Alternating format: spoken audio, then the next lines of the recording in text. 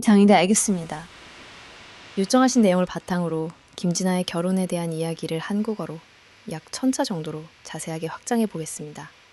원문과의 내용 중복을 피하고 새로운 세부 내용을 추가하여 이야기를 풍성하게 만들겠습니다. 결혼, 눈부신 시작과 혹독한 현실. 김진아는 47년 인생에서 가장 후회하는 순간을 꼽으라면 주저없이 23년 전 이민준과 결혼하기로 결심했던 그날을 떠올렸다. 진아의 아버지는 서울 변두리에서 제법 규모 있는 가구점을 운영하며 할아버지로부터 물려받은 토지와 건물 덕분에 경제적으로 풍족한 삶을 살았다. 홀로 외동딸을 키우며 세상 그 무엇보다 귀하게 여겼던 아버지는 진아의 결혼 소식을 듣고 펄쩍 뛰었다. 세상에, 남자가 너 하나뿐이냐? 대체 왜 하필 저런 가난한 집에 시집을 가겠다는 거냐? 민주는 성실하고 착했지만 그의 집안은 그야말로 찢어지게 가난했다. 아버지를 일찍 여의고 어머니와 단둘이 시골에서 어렵게 살아왔다. 진아의 아버지가 반대하는 것은 당연한 일이었다. 아버지는 사위에게 자네 같은 사람한테 내 딸 못 준다고 단호하게 말했다. 하지만 진아는 아버지가 이해할 수 없었다. 그녀에게 민주는 가난한 배경을 뛰어넘는 따뜻한 마음과 성실함을 가진 사람이었다. 그의 맑은 눈빛과 자신을 아껴주는 진심만 있다면 어떤 어려움도 헤쳐나갈 수 있다고 믿었다. 아빠, 민준 씨는 돈보다 더 중요한 걸 가진 사람이에요. 제가 사랑하는 사람이에요. 네가 정 그렇게 고집을 부리면 다시는 아빠 볼 생각 하지 마라. 내 눈에 흙이 들어가기 전엔 절대 허락 못해. 아버지의 단호한 말에도 불구하고 진아는 결국 민준의 손을 잡았다. 아버지는 진아를 호적에서 파내려 하셨지만 어머니의 설득으로 마음을 겨우 돌리셨다. 하지만 그 후로 20년이 넘는 시간 동안 친정과의 인연은 끊어졌다. 진아는 아버지의 마음을 아프게 한 죄책감에 시달리면서도 남편만 바라보며 꿋꿋하게 버텼다. 그녀의 결혼 생활은 아버지의 우려가 현실이 된 것과 같았다. 신혼 초 그들은 변변한 전셋집 하나 얻을 형편이 안 되어 반지하 월세방에서 신혼을 시작했다. 비가 오면 방 안에 물이 차고 퀴퀴한 곰팡이 냄새가 진동했지만 진아는 민준과 함께라면 행복하다고 스스로를 다독였다. 민준은 새벽 일찍부터 공사장에서 막노동을 하며 돈을 벌었고 진아 역시 온갖 꾸준 일을 마다하지 않았다. 그녀는 아침에는 우유와 녹즙을 배달하고 저녁에는 식당에서 서빙을 하며 밤늦게까지 일했다. 진아는 가끔씩 아버지의 여일이가 반대가 단지 가난 때문만은 아니었을지도 모른다고 생각했다. 아버지는 늘 딸이 고생하지 않기를 바랐다. 하지만 진아는 그 당시 아버지가 가진 재산보다 민준의 사랑이 더 가치 있다고 믿었다. 그녀는 결혼 후에도 틈틈이 아버지에게 안부 전화를 걸었지만 아버지는 늘 넌 이제 그 사람의 아내다. 내가 선택한 길이니 원망하지 말고 살아라. 라는 차가운 대답만 할 뿐이었다. 그렇게 결혼 10년째 되던 해 시아버지가 갑작스럽게 돌아가셨다. 시골에 홀로 남겨진 시어머니는 큰아들인 민준이 모시겠다고 나섰다. 진아는 시어머니를 모시는 것에 대해 처음에는 긍정적으로 생각했다. 남편의 효심을 존경했고 시어머니께 잘해드리고 싶은 마음도 컸다. 하지만 그 결정은 그녀의 인생을 더욱 나락으로 떨어뜨리는 계기가 되었다. 시어머니는 도시 생활이 익숙하지 않다는 핑계로 진아에게 모든 집안일을 떠넘겼다.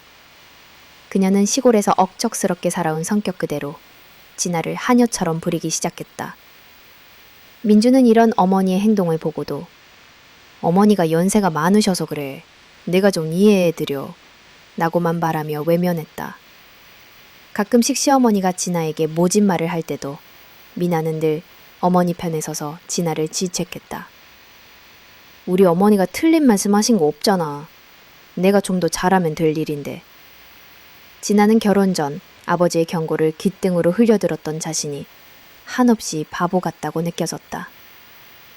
그녀는 20년이 넘는 시간 동안 끊임없이 일하고 시어머니의 온갖 시집살이를 견디며 살아왔다. 하지만 그녀의 헌신적인 노력은 남편과 시어머니에게는 그저 당연한 것으로 여겨질 뿐이었다. 진아는 이제 서서히 자신의 삶에서 행복이라는 단어가 사라지고 있음을 깨닫기 시작했다. 그녀의 내면은 이미 수십 년간 쌓인 슬픔과 분노, 그리고 외로움으로 만신창이가 되어가고 있었다. 이 모든 고통의 시작은 바로 그녀가 선택했던 사랑이었다. 혹독한 가난, 그리고 헌신의 시간. 진아의 결혼 생활은 가난이라는 이름의 무거운 짐을 짊어진 채 시작되었다. 아버지는 반대했지만 진아는 민준의 성실함과 진심만 있다면 그 어떤 어려움도 극복할 수 있을 것이라 굳게 믿었다. 그러나 현실은 그녀의 순수한 믿음을 잔인하게 시험했다. 신혼여행 대신 반지하 월세방으로 향했던 첫날 밤부터 진아는 혹독한 현실을 온몸으로 깨달아야 했다. 그들의 신혼집은 곰팡이 냄새가 진동하는 습하고 어두운 공간이었다. 여름철 장마가 오면 어김없이 방 안으로 빗물이 스며들어 손해야 했다. 그때마다 민주는 미안해 진아야. 내가 꼭 돈 많이 벌어서 이런 곳에서 너 고생 안 시킬게 라며 그녀의 손을 잡았고 진아는 그 말 한마디에 모든 고통을 잊은 듯 웃어 보였다. 진아는 남편의 어깨에 놓인 짐을 덜어주기 위해 자신의 몸을 혹사시키는 것을 주저하지 않았다. 남편은 새벽부터 공사판을 전전하며 땀을 흘렸고 진아는 그보다 더 이른 새벽부터 하루를 시작했다. 그녀는 녹즙 배달을 본업으로 삼아 추운 겨울에도 얇은 옷차림으로 자전거를 타고 동네 구석구석을 누겼다. 꽁꽁한 손으로 현관문 손잡이를 잡고 녹즙을 놓아둘 때마다 그녀는 언젠가 따뜻하고 좋은 집에서 아이들과 함께 행복하게 살 날을 꿈꿨다. 녹즙 배달이 끝나는 오후, 진아는 잠시 숨 돌릴 틈도 없이 동네 식당으로 향했다. 그곳에서 그녀는 저녁 늦게까지 서빙을 하며 손님들의 비위를 맞췄다. 주방에서 뜨거운 김을 쐬고 무거운 쟁반을 앓으며 손목이 시큰거릴 때도 그녀는 멈추지 않았다. 하루에 2개의 직업을 소화하며 번 돈은 대부분 생활비와 남편의 학자금 대출 상환금으로 빠져나갔다. 그녀의 지갑은 늘 텅 비어 있었지만 가족을 위해 무언가를 할 수 있다는 사실에 진아는 힘든 줄 몰랐다. 결혼 후 5년이 지났을 때 첫 아이가 태어났다. 진아는 산후조리도 제대로 하지 못한 채 다시 일터로 나가야 했다. 아이의 칭얼거리는 소리를 뒤로한 채 집을 나서는 순간마다 그녀의 가슴은 찢어지는 듯 아팠다. 하지만 그녀는 아이를 품에 안고 밝게 웃는 남편의 얼굴을 보며 다시 힘을 냈다. 이 아이가 우리에게 온 선물이라며 행복해하는 민준을 보며 진아는 이 모든 희생이 헛되지 않을 것이라 믿었다. 하지만 진아의 헌신은 점차 민준에게 당연한 것이 되어갔다. 그는 더 이상 미안하다는 말을 하지 않았다. 진아가 녹초가 되어 돌아와도 따뜻한 말 한마디 건네지 않았다. 오히려 피곤해 지쳐 잠든 그녀를 보며 그렇게 힘든 일 안 해도 돼 라고 말하는 대신 다른 여자들은 집에서 편하게 애보는데 넌 왜 그렇게 사서 고생하냐고 타박하기 시작했다. 진아는 그 말이 너무나 서운했지만 애써 웃으며 내가 좋아서 하는 일이라고 대답했다. 가끔은 친정아버지의 말이 떠올라 가슴 한구석이 시큰거렸다. 안아주기에는 턱없이 부족하다는 것을 깨닫기 시작했다. 그녀의 20년 결혼 생활은 노동과 헌신의 연속이었다. 그녀는 자신의 이름 석자 대신 누구의 아내, 누구의 엄마로 불리는 것에 익숙해져 갔다. 그러나 그 헌신 뒤에 숨겨진 그녀의 외로움과 고통은 누구도 알아주지 않았다. 진아는 자신이 걸어온 길을 돌아보며 그 모든 시간과 노력이 과연 무엇을 위한 것이었는지 회의에 빠지기 시작했다. 그녀는 그저 사랑하는 사람과 함께 행복하게 살고 싶었을 뿐인데 왜 이렇게까지 힘든 길을 걸어야만 하는지 알 수 없었다. 그녀의 헌신은 그녀를 위한 것이 아니라 그저 남편과 가족의 행복을 위한 소모품이 되어버린 것만 같았다. 지시어머니와의 동거, 13년간의 지옥. 진아가 시어머니 박미숙 여사를 모시고 살기 시작한 것은 결혼 10년 만에 시아버지가 돌아가신 직후였다. 민주는 홀로 남은 어머니를 혼자 둘 수 없다며 시골집을 정리하고 서울로 모셔오자고 했다.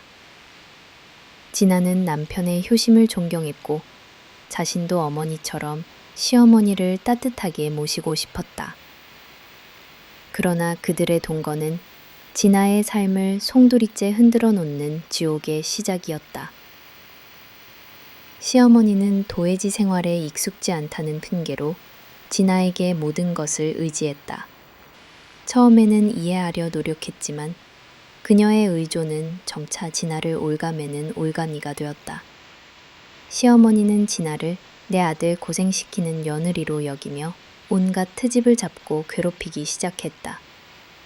아침 일찍 일어나서 밥도 안 하고 뭐하니? 우리 아들은 새벽같이 나갔는데. 이 냄비는 왜 이렇게 태웠니? 시골에서는 이렇게 음식 버리는 법이 없었는데. 진아가 아무리 열심히 해도 시어머니의 눈에는 늘 부족해 보였다. 녹즙 배달을 마치고 돌아와 녹초가 된 몸으로 집안일을 하면 시어머니는 힘든 척하지 마라. 네가 밖에 나가서 돈 버는 게 고생이면 나는 평생 이 집에서 애 키우고 살림한 건 놀았냐고 비아냥거렸다. 진아는 그 말에 속으로 피눈물을 흘렸지만 차마 대꾸할 수 없었다. 더욱 진아를 힘들게 한 것은 남편 민준의 태도였다. 민준은 어머니의 말이라면 무조건 옳다고 믿었고 진아의 편은 한 번도 들어준 적이 없었다. 시어머니가 진아에게 억지스러운 요구를 하거나 모진 말을 퍼부을 때도 그는 그저 못 본 척, 못 들은 척 외면했다. 오히려 진아가 지쳐 힘든 기색을 보이면 어머니가 연세가 있으셔서 그래, 네가 좀 참아 라며 진아에게 모든 희생을 강요했다. 한 번은 진아가 밤늦게까지 서빙을 마치고 본이 돌아왔을 때였다. 너무 피곤해서 밥도 먹지 않고 잠이 들었는데 시어머니가 그녀를 깨우며 소리쳤다. 너는 네 시어머니가 저녁도 못 먹고 있는데 그렇게 푹 자는데 말이 돼? 네가 집에 있으니까 이렇게 밥도 못 챙겨 먹고 있지. 진아는 너무 억울해서 눈물이 났다. 어머님, 저도 오늘 하루 종일 일해서 너무 힘들었어요. 라고 겨우 말했지만 민지는 옆에서 진아야, 어머니 말씀 틀린 거 없잖아. 네가 좀 더 부지런해야지 라고 어머니의 편을 들었다. 진아는 그 순간 자신이 이 집에서 투면인간보다 못한 존재라는 것을 뼈저리게 느꼈다. 시어머니는 민준에게 어디서 저런 하찮은 것을 데려와서 우리 집안 망신시키냐 여 진아를 헐뜯기 바빴다. 그녀는 진아의 작은 실수 하나도 놓치지 않고 민준에게 일러 바쳤다. 진아는 13년이라는 긴 시간 동안 시어머니의 끊임없는 시집살이와 남편의 무관심 속에서 서서히 자신을 잃어갔다. 그녀는 그저 가족의 평화를 위해 입을 닫고 견디는 것에 익숙해져 갔다. 진아가 그토록 헌신하고 희생했던 이유는 오직 하나, 남편의 사랑을 얻기 위함이었다. 그녀는 시어머니에게 잘하고 묵묵히 집안일을 도맡으면 언젠가 민주인 자신의 진심을 알아주고 자신을 지켜줄 것이라고 믿었다. 하지만 민주는 어머니의 그림자 속에서 벗어나지 못했고 진아는 결국 혼자라는 외로움에 갇혀버렸다. 20년 넘게 친정과의 인연을 끊고 살아온 진아에게 이 집은 유일한 안식처지자 동시에 가장 큰 고통의 원인이었다. 그녀는 더 이상 자신의 감정을 표현할 힘조차 잃어버렸다. 마치 감정이 없는 인형처럼 시어머니의 잔소리를 들으면서도 그저 묵묵히 고개를 숙일 뿐이었다. 시어머니와의 동거는 진아의 몸뿐만 아니라 그녀의 영혼까지 갉아먹는 잔혹한 시간이었다. 그녀는 매일 밤 아무도 모르게 베개 닛은 눈물로 적시며 이 지긋지긋한 현실에서 벗어나고 싶다고 간절히 기도했다. 내게서 막 날벼락 같은 진단. 진아의 삶에 드리워진 어둠은 시어머니와의 지긋지긋한 동거와 남편의 무관심으로도 모자라 이제는 그녀의 몸까지 집어삼키기 시작했다. 20년 넘게 하루도 쉬지 않고 혹사시킨 몸은 서서히 비명을 지르고 있었다. 그 시작은 어느 날 아침, 갑작스럽게 찾아온 극심한 복통이었다. 그날도 진아는 새벽 5시에 일어나 녹즙 배달 준비를 하고 있었다. 여느 때처럼 집을 나서려는데 명치 끝에서부터 시작된 통증이 온몸을 휘감았다. 칼로 찌르는 듯한 날카로운 고통에 진아는 그 자리에 주저앉았다. 식은땀이 비오듯 쏟아졌고 배를 움켜쥔 채 떼굴떼굴 구를 수밖에 없었다. 어휴, 아침부터 무슨 난리야, 재수없게. 시어머니는 진아의 고통을 보고도 걱정하기는커녕 짜증부터 냈다. 아침부터 왜 그렇게 죽는 소리를 내? 내 나이 70에 여기저기 아파도 꾹 참고 사는데 너는 겨우 50도 안 된 것이 왜 이렇게 징징거려? 진아는 겨우 고통을 참으며 어머님, 저 너무 아파요 라고 말했다. 하지만 시어머니는 그녀의 말을 가볍게 무시했다. 우리 아들은 새벽같이 출근했는데 너는 배달 가기 싫어서 꾀당부리는 거 아니야? 빨리 안 나가고 뭐 해? 남편 민주는 이미 출근하고 없었다. 진아는 남편에게 기댈 수도 시어머니에게 도움을 청할 수도 없었다. 그녀는 아픈 배를 부여잡고 억지로 녹즙 배달을 나갔다. 한 집 한 집 배달을 할 때마다 식은땀이 흘렀고 몸은 금방이라도 쓰러질 것 같았다. 겨우 배달을 마치고 돌아온 그녀는 병원으로 향했다. 동네 작은 내과에서는 별다른 이상이 없다는 진단을 내렸다. 위염이나 장염일 수 있다며 약을 처방해 주었다. 진아는 약을 먹으면 나아질 거라는 희망을 품고 집으로 돌아왔다. 하지만 통증은 멈추지 않았다. 하루 종일 누워 신음하는 진아를 본 시어머니는 못마땅한 표정으로 혀를 찼다. 밥도 안 차리고 누워만 있는 며느리가 세상에 어디 있어. 아파도 할 일은 해야지. 시어머니는 들으라는 듯이 현관문을 쾅쾅 닫고 일부러 진아의 방문 앞에서 큰 소리를 냈다. 결국 화를 참지 못한 시어머니는 유리컵을 바닥에 내던지며 소리 질렀다. 너는 내가 밥도 못 얻어먹게 이렇게 누워만 있니? 당장 일어나서 점심 차려. 진아는 더 이상 참을 수 없었다. 20년 넘게 쌓아온 서름이 폭발했다. 어머님, 제가 이때까지 언제 이렇게 낮에 누워 있었어요? 얼마나 아프면 이러겠어요. 그런데 그걸 보기 싫다고 이렇게까지 하셔야 속이 시원하시겠어요. 그날 이후 시어머니는 진아를 미친 며느리라고 소문을 내며 그녀를 더욱 모질게 대했다. 진아는 몸이 아픈데도 마음까지 병들어가는 고통을 느껴야 했다. 그녀의 몸 상태는 점차 악화되었다. 밥맛을 잃고 뚜렷한 이유 없이 체중이 5kg나 빠졌다. 통증은 점점 더 심해져 일상생활이 불가능할 정도였다. 결국 큰 병원을 찾아 정밀 검사를 받았다. 위내시경, 장내시경 검사에서는 이상이 없다는 소견이 나왔지만 통증은 계속되었다.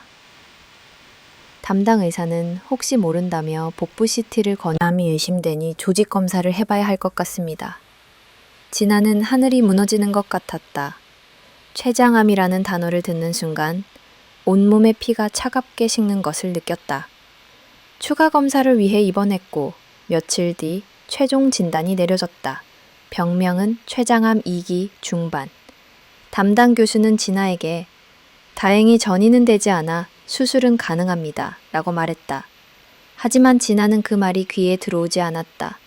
인터넷에서 췌장암을 검색했을 때 보았던 희박한 생존율, 그리고 수술의 어려움에 대한 정보가 그녀의 머릿속을 맴돌았다. 왜 하필, 왜 이 많은 암 중에서 췌장암이 자신에게 찾아왔을까? 진아는 수십 년간 헌신하고 희생하며 살아왔는데 그녀에게 돌아온 것은 이토록 잔인한 현실이었다. 그녀는 억울하고 서러워 병실 바닥에 주저앉아 하염없이 눈물을 쏟았다. 탐욕이 드러난 가면, 잔인한 폭언. 췌장암 2기 중반, 진단을 받은 진아는 세상이 무너지는 것 같았다. 하늘이 노랗다 못해 온통 핏빛으로 물드는 기분이었다. 그녀는 병원에서 힘없이 집으로 돌아왔다. 사랑하는 가족에게 위로받고 싶었지만 그녀를 기다리는 것은 따뜻한 위로가 아닌 지옥의 문이었다. 진아는 남편 민준과 시어머니 박미숙 여사에게 자신의 병명을 알렸다.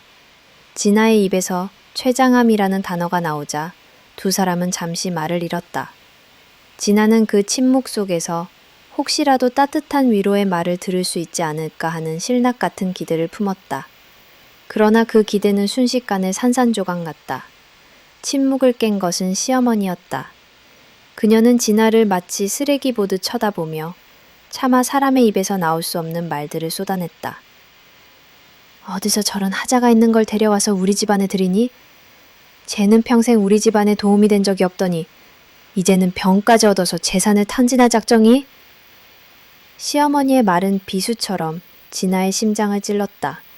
20년 넘게 온갖 꾸준 일을 하며 가족을 위해 헌신했던 지난 세월이 송두리째 부정당하는 순간이었다. 시어머니는 멈추지 않았다. 어디서 그 많은 병들 중에 췌장암 같은 거 걸려서? 수술비는 어쩔 건데? 우리 아들이 뼈 빠지게 벌어놓은 돈은 너 치료비에 다 쏟아부어야 하냐가리다. 제발 제대로 수술도 못하고 죽어버려라. 괜히 돈만 버리게 하지 말고. 진아는 너무나 억울하고 분해서 온몸이 부들부들 떨렸다. 20년이 넘는 세월 동안 단 한 번도 시어머니에게 대들어본 적 없는 그녀였지만 이제는 참을 수 없었다. 그녀는 눈에 도끼를 품고 시어머니에게 소리쳤다. 어머님, 말씀 함부로 하지 마세요. 나중에 천벌 받으실 거예요. 제가 이 집에서 평생 놀고 먹었습니까? 하루에 일 2개씩 하면서 가족들 먹여 살리려고 발버둥 쳤어요. 지금 그게 사람한테 할 소리입니까? 진아의 분노에 찬 외침에도 시어머니는 아랑곳하지 않았다. 오히려 한 발 더 나아가 진아의 가슴에 못을 박았다. 네가 아프니까 눈에 뵈는 게 없나 보구나. 어차피 죽을 병, 괜히 돈만 버리지 말고 조용히 있다가 죽어. 그게 우리 집안 도와주는 거야.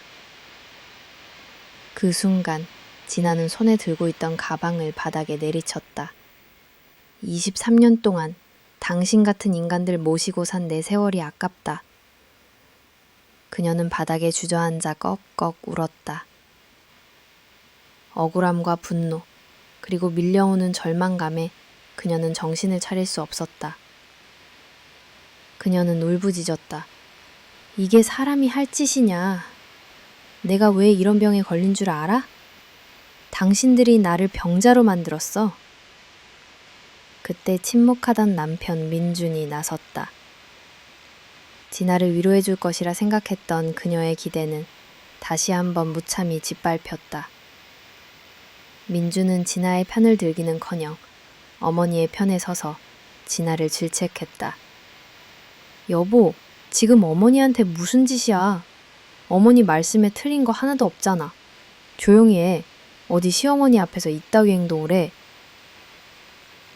민준의 외침에 진아는 절망했다. 20년 넘게 믿고 의지했던 남편은 그녀의 가장 힘든 순간에 칼을 꽂았다. 진아는 민준에게 소리쳤다.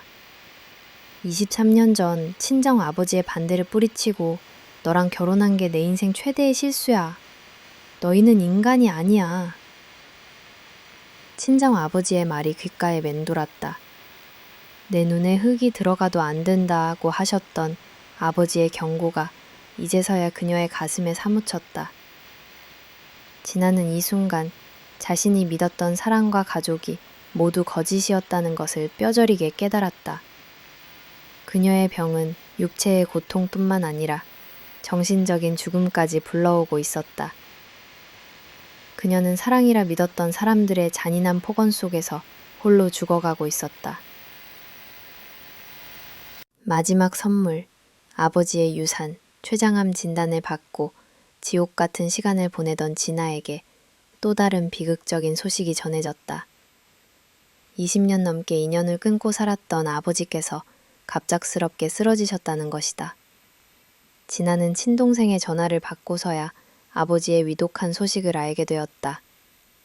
동생은 울먹이며 언니, 아버지가 마지막으로 언니를 찾고 계셔 라고 말했다. 진아는 믿을 수 없었다. 자신에게 평생 얼굴 볼 생각 하지 마라고 쉴 수가 없었다. 병원 중환자실에 누워있는 아버지는 예전에 쩌렁쩌렁했던 목소리와 위엄을 잃고 산소호흡기에 의지한 채 힘겹게 숨을 쉬고 계셨다. 진아는 20년 만에 마주한 아버지의 야윈 얼굴을 보며 하염없이 눈물을 흘렸다. 아버지, 저 진아예요. 제가 왔어요. 아버지는 리약하게나마 진아의 손을 잡으려 하셨고 진아는 아버지의 손을 꼭 잡았다. 20년의 세월이 무색하게 아버지의 손은 여전히 따뜻했다. 진아는 아버지의 손을 잡은 채 그동안의 미안함과 죄책감을 쏟아냈다. 제가 너무 불효했어요. 아빠 말씀 듣지 않고 그렇게 고생만 하다 병까지 얻어서 죄송해요, 아버지. 하지만 아버지는 아무 말씀도 하실 수 없었다. 진아는 일주일 동안 아버지의 곁을 지켰다. 시어머니와 남편의 잔소리가 귓가에 맴돌았지만 진아는 그 모든 것을 뒤로한 채 아버지 곁을 떠날 수 없었다. 그리고 일주일 뒤 아버지는 진아의 손을 잡은 채 조용히 눈을 감으셨다. 장례식장은 인산인해를 이루었다. 아버지는 생전에 많은 사람들에게 존경받는 분이었다. 진아는 상주 자격으로 빈소를 지켰다. 시어머니와 남편 민주는 장례식장에 와서도 진아에게 온갖 불만을 쏟아냈다. 누가 보면 네가 효녀인 줄 알겠다. 평생 발길 끊고 살았으면서. 하지만 진아는 더 이상 그들의 말에 상처받지 않았다. 아버지의 마지막 가는 길을 지키는 것이 그녀에게는 가장 중요한 일이었다. 장례식이 끝나고 며칠 뒤 진아의 동생이 그녀에게 연락을 해왔다. 언니, 아버지가 언니한테 남긴 선물이 있어. 장례식 때 사람들에게 말하면 시끄러워질까봐 지금 말하는 거야. 동생이 건넨 봉투 안에는 아버지의 유언장이 들어있었다. 진아는 떨리는 손으로 유언장을 펼쳤다. 유언장에는 자신의 이름으로 된 토지와 건물, 그리고 상당한 액수의 예금이 명시되어 있었다. 아버지는 진아가 결혼하기 전부터 그녀에게 물려줄 재산을 따로 마련해 두셨던 것이다. 진아는 유언장을 읽고 또 읽었다. 눈물이 앞을 가렸다. 아버지는 그녀의 결혼을 반대하셨지만 딸에 대한 사랑만큼은 한순간도 놓지 않으셨다. 20년이 넘는 시간 동안 딸을 미워한 것이 아니라 그저 마음 아파하며 멀리서 지켜보고 계셨던 것이다. 그녀는 아버지께서 마지막으로 남기신 선물에 가슴이 미어지는 듯한 아픔과 동시에 한없는 사랑을 느꼈다. 진아는 그 사실을 남편과 시어머니에게 알리지 않기로 결심했다. 그들이 이 사실을 알게 되면 하이에나 유산을 오직 자신과 아이들을 위해 쓰겠다고 다짐했다. 이 유산은 단순히 돈이 아니라 아버지의 사랑이 담긴 마지막 선물이었기 때문이다. 그러나 세상의 비밀은 없다고 했던가. 장례식장에서 사람들이 주고받는 이야기를 통해 남편 민준이 이 사실을 알게 되었다. 민준은 평소 진아에게 냉담했던 것과 달리 갑자기 그녀에게 잘해주기 시작했다. 진아는 남편의 달라진 태도에 의심을 품었다. 20년 넘게 무관심했던 사람이 갑자기 이렇게 변할 리가 없었다. 그녀는 남편의 가식적인 행동 뒤에 숨겨진 탐욕을 직감적으로 알아차렸다. 아버지의 죽음은 진아에게 슬픔을 안겨주었지만 동시에 그녀가 앞으로 나아갈 힘을 주는 마지막 선물이 되었다. 태도가 돌변한 두 사람, 드러나는 탐욕. 아버지의 유산 상속 사실을 알게 된 남편 민준과 시어머니 박미숙 여사는 180도 달라진 태도로 진아를 대하기 시작했다. 그들의 갑작스러운 변화는 진아를 혼란스럽게 만들었지만 동시에 그들의 진짜 속내를 꿰뚫어보게 했다. 진아가 여동생 집에서 요양을 하고 있을 때였다. 췌장암 진단 이후 단 한 번도 안부 전화를 걸지 않던 시어머니에게서 전화가 걸려왔다.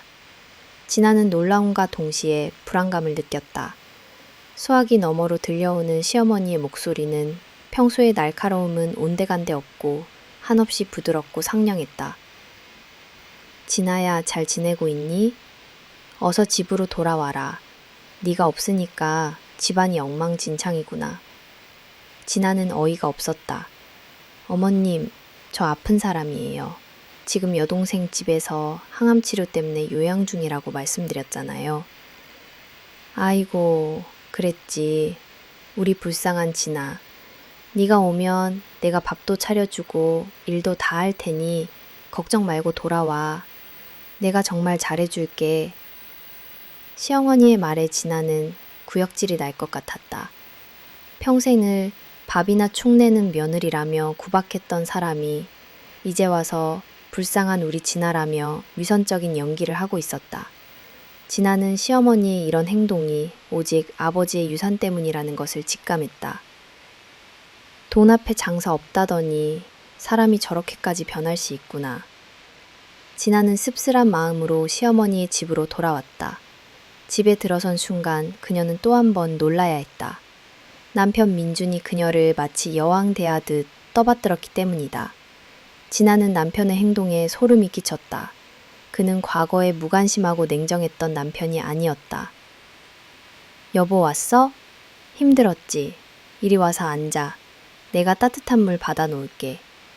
민주는 진아가 뭘 하려고만 하면 여보 가만히 있어. 당신은 환자잖아. 이런 건 건강한 내가 해야지. 라며 모든 일을 도맡아 했다. 항암 치료를 위해 병원에 갈 때마다 그는 회사에 월차까지 내며 그녀를 병원에 데려다 주었다. 진아는 그의 갑작스러운 친절이 너무나 역겹게 느껴졌다. 참다 못한 진아는 민준에게 대놓고 물었다. 당신? 왜 이래? 진작에 이렇게 좀 해주지. 내가 아버지한테 유산받았다고 하니까 이제 와서 이러는 거야? 민주는 당황한 기색을 감추며 능청스럽게 말했다. 무슨 소리야 여보. 당신은 나를 뭘로 보고. 나는 그 유산 바라지도 않아. 그저 당신이 건강하게 내 옆에 있어주기만 하면 돼. 시어머니에게도 마찬가지였다. 어머님, 갑자기 왜 이러세요? 돈 때문에 이러시는 거예요? 그러자 시어머니는 손사래를 치며 말했다. 아니 진아야, 너는 말을 그렇게 서운하게 하니? 아픈 며느리 보살펴주는 게 당연한 도리 아니니? 그동안 내가 너무 몰랐어. 정말 미안하다.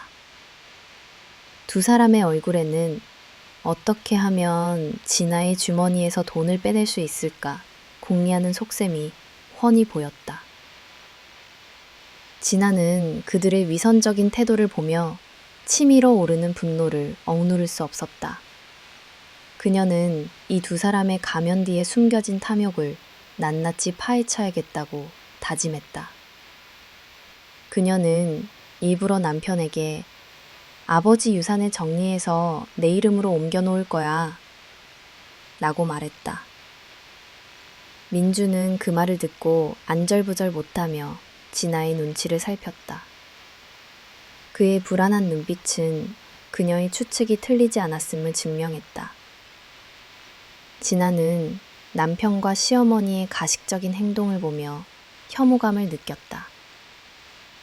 그녀는 그들의 위선에 놀아나는 대신 이 상황을 역이용하여 그들의 본 모습을 밝혀내고 자신의 인생을 되찾겠다고 결심했다. 그녀의 병은 그녀의 삶을 끝내는 것이 아니라 새로운 시작을 알리는 경종이 되고 있었다. 마지막 항암 치료. 끔찍한 진실을 마주하다 남편 민준과 시어머니의 갑작스러운 친절 속에 숨겨진 의도를 의심하며 지내던 진아에게 드디어 마지막 항암 치료 날이 다가왔다. 몸은 여전히 힘들었지만 치료가 끝난다는 사실에 진아는 희망을 잃지 않으려 애썼다. 그날도 민주는 회사에 월차를 내고 병원에 동행했다. 그는 예전과는 달리 진아의 손을 잡고 여보, 우리 꼭 이겨낼 수 있어 라며 따뜻한 말을 건넸다. 하지만 진아는 그 말에서 두리번거리다 멀리서 전화통화를 하고 있는 민준의 뒷모습을 발견했다. 평소 같았으면 그냥 지나쳤겠지만 그녀의 왠지 모를 촉은 그에게서 눈을 뗄 수 없게 했다. 진아는 조용히 민준의 뒤로 다가갔다. 수화기 너머로 들려오는 목소리는 다름 아닌 시어머니였다. 민준은 어머니에게 엄마 병원에서는 자꾸 상태가 좋아지고 있다고 하네 라며 불만을 토로하고 있었다. 진아는 숨을 죽이고 그들의 대화를 엿들었다. 아니, 엄마 말대로 얼른 죽어줘야 그 재산 내가 다 가질 텐데 병원에서 자꾸 항암 치료 열심히 받으면 이겨낼 수 있다고 용기를 주니 엄마가 기도라도 해봐. 빨리 그 사람 세상 뜨게 해달라고. 진아는 기를 의심했다. 방금 자신의 귀로 들은 말이 남편의 입에서 나온 것이 맞는지 현실인지 꿈인지 분간할 수 없었다. 그녀는 온몸의 피가 역류하는 것 같은 끔찍한 기분을 느꼈다. 20년 넘게 한 입을 덮고 잠들었던 남편, 가족이라 믿었던 사람이 자신의 죽음을 바라고 있었다니.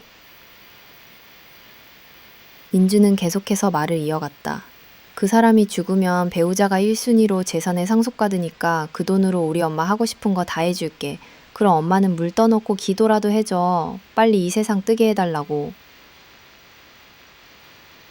그 말을 듣는 순간 진아는 더 이상 참을 수 없었다. 그녀는 이성을 잃고 민준의 뒷머리채를 힘껏 잡아당겼다. 아, 이게 뭐야. 민주는 고통에 찬 신음과 함께 뒤를 돌아보았다. 눈앞에 서 있는 진아의 분노에 가득 찬 얼굴을 본 그는 소스라치게 놀라 손에 든 휴대전화마저 떨어뜨렸다. 진아는 떨리는 목소리로 민준에게 소리쳤다. 이 쓰레기 같은 놈아. 너랑 네 엄마가 이런 인간들인 줄은 알았지만 감히 내 죽음을 바라고 있었어? 내 재산을 탐내서 내 목숨을 빼앗으려 했단 말이지? 네가 사람이냐? 너 같은 놈 낳은 네 엄마도 인간이냐? 진아의 외침에 민주는 잔뜩 겁에 질린 표정으로 변명하기 시작했다. 아니 여보, 그게 무슨 소리야. 그건 내 얘기가 아니었어. 아는 사람 얘기였어. 오해하지 마. 하지만 진아의 눈에는 그의 변명이 단 하나도 들어오지 않았다. 그녀는 민준의 멱살을 잡고 거칠게 흔들었다. 너희들을 가만두지 않을 거야.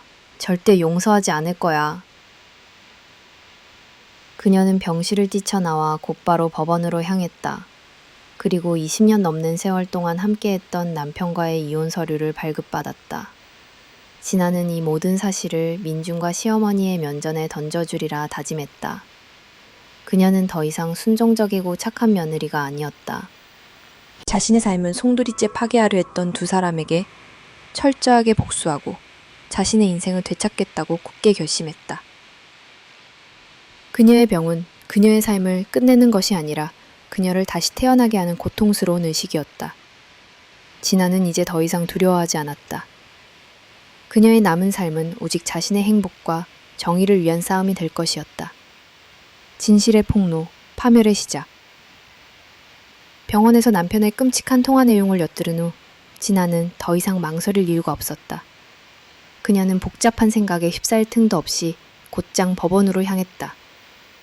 23년간의 결혼 생활이 담긴 서류를 정리하며 그녀는 떨리는 손으로 이혼 서류를 발급받았다. 그녀의 눈에는 더 이상 슬픔이나 미련이 없었다. 오직 배신감과 분노, 그리고 이 모든 것을 바로잡겠다는 단호한 의지만이 가득했다. 진아는 이혼 서류를 품에 안고 집으로 돌아왔다. 현관문을 열고 들어서자 남편 민준과 시어머니 박미숙 여사가 다정한 얼굴로 그녀를 맞이했다. 아이고, 우리 진아 왔어.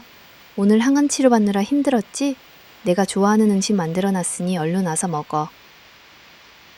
시어머니는 평소와 다름없이 가식적인 미소를 지으며 진아의 발을 잡아 끌었다. 그 순간 진아는 더 이상 그들의 위선적인 얼굴을 볼 수 없었다. 그녀는 시어머니의 손을 거칠게 뿌리치고 품에 안고 있던 서류 봉투를 바닥에 내던졌다. 봉투 안에서 쏟아져 나온 것은 바로 이혼 서류와 민준의 끔찍한 통화 내용이 녹음된 녹취록이었다. 이게 뭐예요? 민준은 바닥에 흩어진 서류를 보며 얼굴이 하얗게 질렸다. 시어머니 역시 눈이 휘둥그레져 서류들을 쳐다보았다. 진아는 떨리는 목소리로 그들을 향해 말했다. 내가 바보인 줄 알았지? 너희들이 그렇게 교활하게 가면을 쓰고 연기하면 내가 속아 넘어갈 줄 알았지? 병원에서 했던 말 다 들었어. 진아의 말에 민주는 잔뜩 겁에 질려 말을 더듬었다. 아니 여보, 그건 오해야. 정말 오해라고. 오해? 오해라고? 내 죽음을 바라고 내 재산을 탐내는 것이 오해야? 너는 내가 죽으면 배우자가 1순위로 상속받으니 그 돈으로 네 엄마랑 호화롭게 살겠다는 소리까지 했어. 이 쓰레기만도 못한 인간들아. 진아의 외침에 시어머니는 분노에 차 소리쳤다. 무슨 소리야? 이 미친년이 병거리더니 환감해보나? 우리 아들이 언제 그런 말을 했다고? 진아는 시어머니의 뻔뻔함에 헛웃음이 나왔다. 제가 진짜 당신으로 보입니까?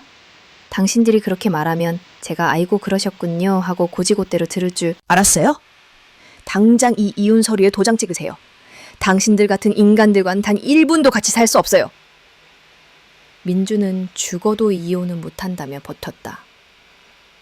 나는 이혼 못해. 내가 이혼 안 해주면 어쩔 건데. 법적으로는 내가 당신의 배우자고 당신 재산은 전부 내 거야. 당신이 죽으면 그 재산 다 내 거라고. 민준의 뻔뻔한 말에 진아는 다시 한번 절망했다. 그는 진심으로 자신의 죽음을 바라고 있었다. 시어머니는 그런 아들 옆에서 거들었다. 그래, 네가 소송하면 몸만 더 안 좋아져서 금방 죽을 텐데. 그럼 어차피 그 재산 다 우리 거 되는 거나 마찬가지 아니냐. 그들의 말을 듣는 순간 진아는 또 다른 끔찍한 현실을 깨달았다. 이대로라면 그녀는 억울하게 죽고 그녀의 모든 재산은 이 탐욕스러운 두 사람에게 넘어갈 것이었다. 그녀는 절대 그렇게 될 수는 없었다. 그녀는 반드시 살아서 이혼 소송에서 이기고 아버지의 유산을 지켜야겠다고 다짐했다. 그녀는 두 사람을 노려보며 말했다. 걱정 마세요. 저 죽지 않아요. 끝까지 살아서 반드시 이혼할 거고 당신들에게는 단 한 푼도 주지 않을 거예요. 두 모자가 제 앞에서 무릎 꿇고 용서를 비는 날이 올 때까지 나는 절대 쓰러지지 않을 겁니다. 진아는 그 길로 자신의 짐을 챙겨 집을 나왔다. 그녀는 이제 더 이상 그들의 며느리도 아내도 아니었다. 그녀는 자신의 삶을 되찾기 위한 외로운 싸움을 시작했다. 그녀는 그들에게서 도망치는 것이 아니라 그들을 심판하기 위해 전장에서 나온 여전사였다. 실낙 같은 희망, 그리고 생존을 위한 투쟁. 남편과 시어머니의 잔인한 본색을 마주하고 집을 나온 진아는 자신의 남은 삶이 오직 생존을 위한 처절한 투쟁이 될 것임을 직감했다. 이혼 소송과 암 치료, 그리고 남편에게서 빼앗기지 않을 재산을 지키는 것. 그녀에게 주어진 숙제들은 너무나도 버거웠다. 그러나 그녀는 포기할 수 없었다. 그녀는 반드시 살아서 이 모든 싸움에서 이기고 싶었다. 진아는 항암 치료를 받으면서도 암 환우들의 온라인 커뮤니티와 카페를 드나들며 정보를 얻기 시작했다. 그곳에는 그녀와 같은 처지의 사람들이 모여 서로의 고통을 나누고 희망을 이야기하고 있었다. 그러던 중 진아의 눈을 사로잡은 것은 개 구충제에 대한 정보였다. 말기암 환자들 사이에서 개 구충제 성분인 펜벤다졸이 암 치료에 효과가 있다는 소문이 퍼지고 있었던 것이다. 수많은 암 환자들이 절박한 심정으로 개 구충제를 복용하고 있다는 글을 읽으며 진아는 마음속 깊은 감정이 밀려왔다. 얼마나 간절하면 저렇게라도 살아보려고 할까. 진아 역시 그들처럼 절박했다. 의사에게는 차마 물어볼 수 없는 이야기였지만 그녀는 실낱 같은 희망이라도 잡고 싶었다. 진아는 밤낮을 가리지 않고 개 구충제에 대한 정보를 찾아 나섰다. 인터넷 논문과 유튜브 영상, 환자들의 후기를 꼼꼼히 읽으며 그녀는 이 정보가 단순히 헛된 소문이 아닐지도 모른다는 막연한 기대를 품기 시작했다. 진아는 개 구충제를 복용하기로 결심했다. 하지만 그녀는 이 사실을 남편과 시어머니에게 알리지 않기로 했다. 그들이 그녀의 병에 대해 어떻게 생각하는지 이미 알고 있었기 때문이다. 그들이 그녀의 완치를 바라지 않는다는 것을 그녀는 잘 알고 있었다. 오히려 그녀가 죽기를 바라고 있다는 것을 그녀는 끔찍한 통화 내용을 통해 똑똑히 들었다. 진아는 그들의 탐욕을 역이용하기로 했다. 집을 나온 후 진아는 일부러 남편에게 전화를 걸어 거짓말을 했다. 나 이제 병원 항암 치료 안 받을 거야. 대신 개 구충제를 먹기 시작했어. 그거 먹고 반드시 살 거야. 끝까지 살아남아서 이혼 소송 이기고 내 재산 전부 다 지킬 거야. 남편 민주는 진아의 말을 듣고 당황한 기색을 감추지 못했다. 그는 진심으로 진아가 개 구충제를 먹고 살아날까봐 겁을 먹은 듯했다.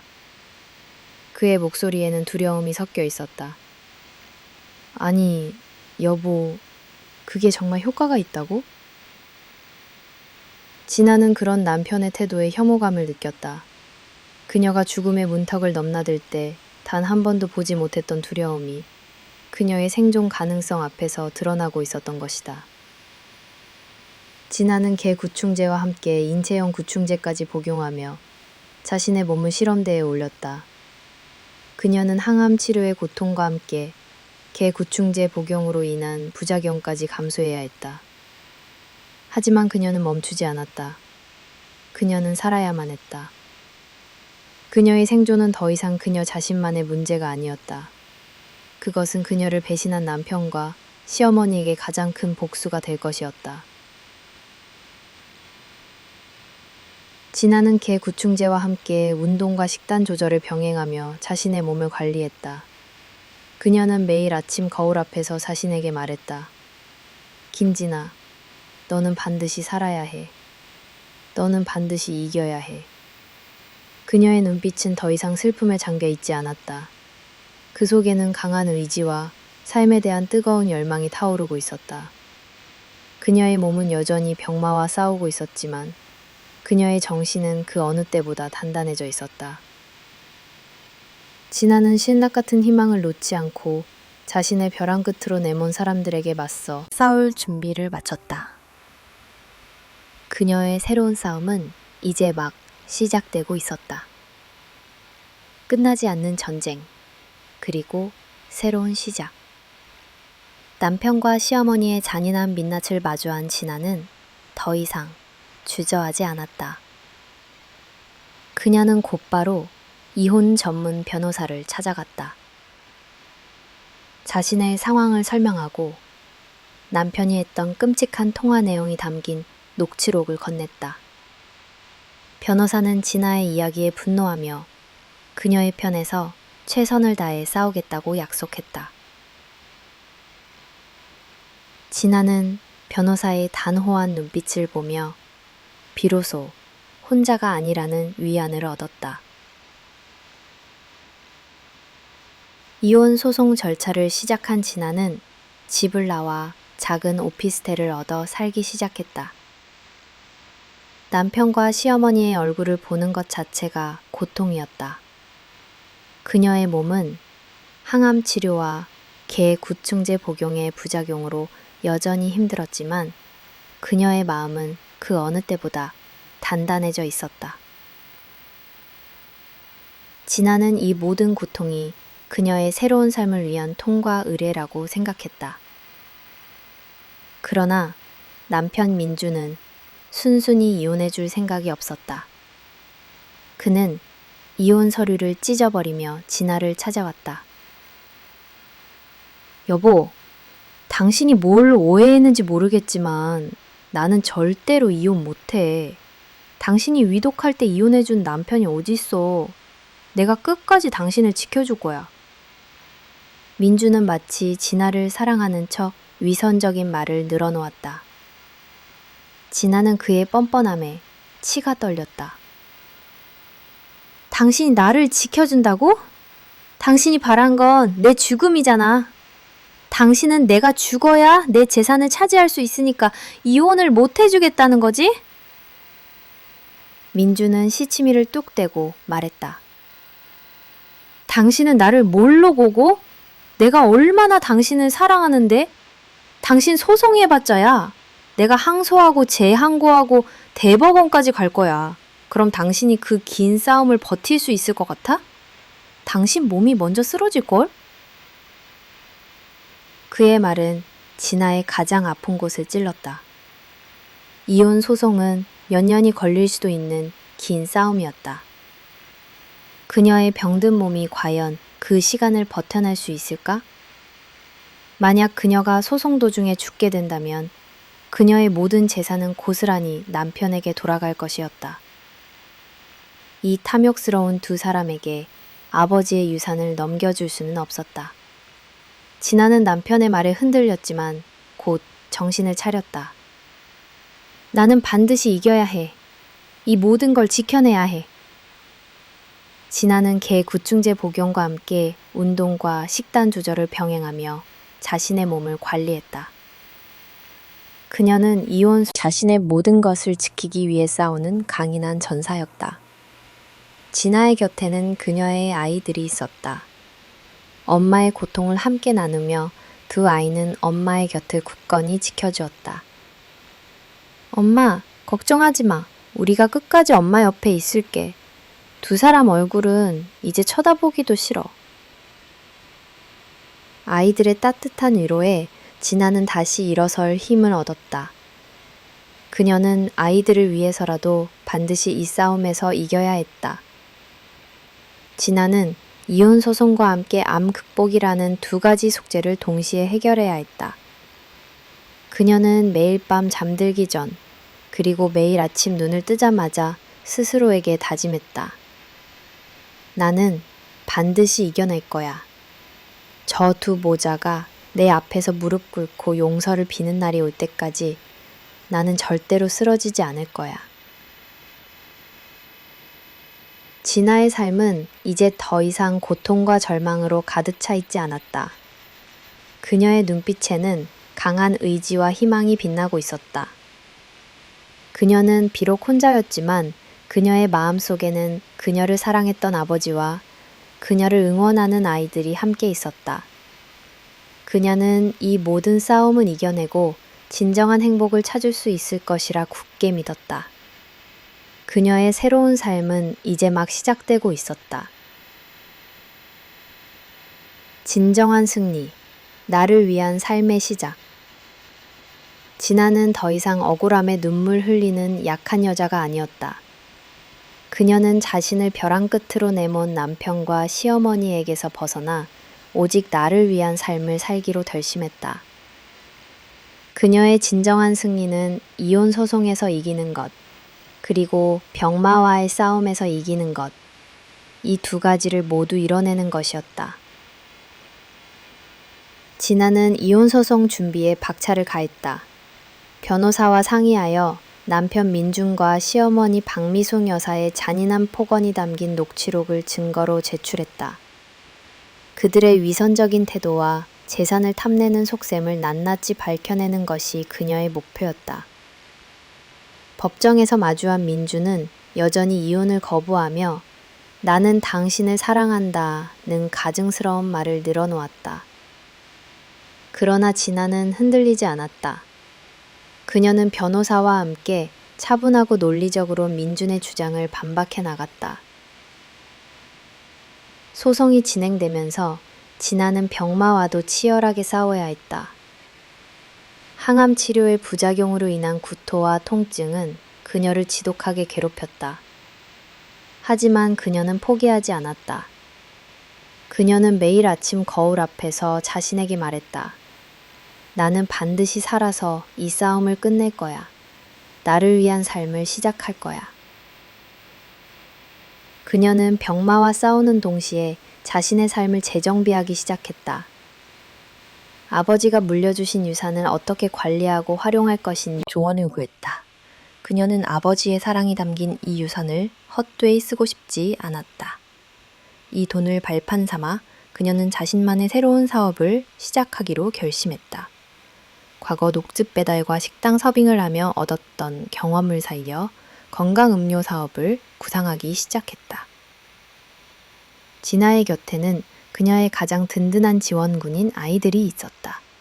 아이들은 엄마의 고통을 이해하고 엄마의 새로운 시작을 진심으로 응원했다. 아들은 엄마 대신 장을 봐주고 딸은 엄마의 식단을 챙겨주며 살뜰하게 보살폈다. 아이들의 따뜻한 사랑은 진아에게 가장 강력한 항암제였다. 몇 달간의 치열한 법정 싸움 끝에 마침내 판결이 내려졌다. 법원은 진아의 손을 들어주었다. 피고 이민주는 원고 김진아에게 위자료를 지급하고 원고의 재산을 침해하지 못한다. 판결문이 낭독되는 순간 진아는 눈물을 흘렸다. 그것은 억울함과 슬픔의 눈물이 아니었다. 그것은 지난 세월의 고통을 이겨낸 해방과 승리의 눈물이었다. 민준과 시어머니는 판결에 불복하며 항소하겠다고 소리쳤지만 진아는 더 이상 그들의 말에 귀 기울이지 않았다. 그녀는 이미 진정한 승리를 쟁취했다. 이혼 소송에서 승리한 후 진아는 자신의 건강음료 사업을 본격적으로 시작했다. 그녀가 직접 개발한 건강음료는 입소문을 타며 빠르게 성장했다. 그녀는 사업가로서, 한 아이의 엄마로서, 그리고 김진아라는 이름의 한 여성으로서 당당하게 자신의 삶을 살아가기 시작했다. 어느 날 진아는 자신에게 무릎 꿇고 용서를 비는 민준과 시어머니를 마주하게 되었다. 그들은 그녀의 성공을 보고 이제 와서 다시금 진아의 재산을 탐내며 매달렸다. 진아야, 우리가 그때는 너무 어리석었어. 제발 우리 좀 용서해줘. 우리 다시 합치자. 진아야, 내가 네 엄마야. 내가 너한테 무슨 짓을 했든 너는 날 책임져야 하는 거야. 진아는 그들의 뻔뻔한 모습을 보며 차갑게 말했다. 당신들은 나한테 엄마도 남편도 아니야. 당신들이 나한테 했던 짓은 평생 용서받지 못할 거야. 그녀는 그들의 비굴한 모습을 뒤로하고 당당하게 걸어나갔다. 그녀의 뒤에는 따뜻한 햇살이 비추고 있었다. 진아는 이제 과거의 고통과 상처에서 완전히 벗어났다. 그녀는 병마를 이겨내고 자신을 억압했던 모든 것으로부터 자유로워졌다. 그녀의 진정한 승리는 그녀의 인생을 스스로 개척해 나가는 새로운 시작이었다.